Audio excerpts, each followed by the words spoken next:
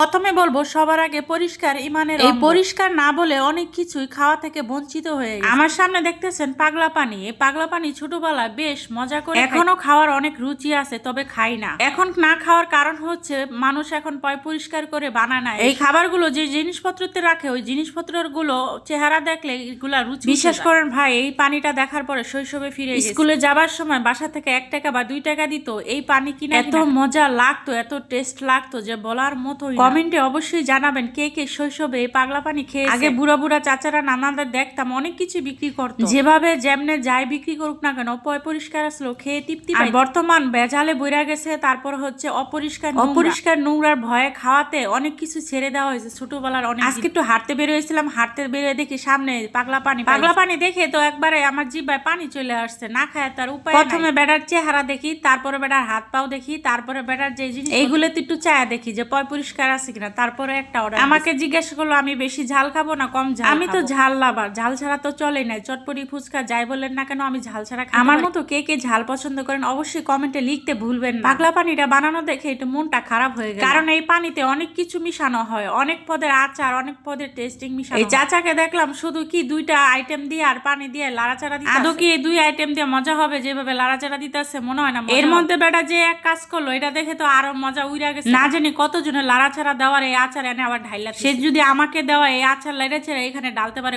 তাহলে এই চাচা আর না জানি কত মানুষের লাড়াচাড়া দেওয়া আচার এখানে ডাল, আবার সেখান থেকে নতুন করে আচার বানাই ভাবে পোটলা করে দেয়। ও মাই, এমনিতে তার প্রথম ভালো মান আছে কিনা, কোয়ালিটি ভালো আছে কিনা চেক। লাস্টে যে বেটা এই কাম করবো আমি কল্পনা তো ভাবি। এই জিনিসটা দেখার পরে মনে করেন অর্ধেক রুচি উঠটা উড়াল দিচ্ছে। তারপরও যেহেতু অর্ডার দিয়ে ফেলছি আর বানায়ও ফেলছি, এখন তো আর না করার সুযোগ নাই, এই জন্য নিতে। ও মাই গড, আবার কোথায় মুছা চাচা যে কোন জায়গায় মুচ্ছা টুচ্ছা আমার দিল, এটা খায় কি ডায়রিয়া হয়? দোয়া করেন আমার জন্য ডায়রিয়া না হয়। ভিডিওটা কেমন লেগেছে, ভালো লেগেছে না কমেন্টে জানাবেন, শেয়ার করে দিন ভিডিওটা।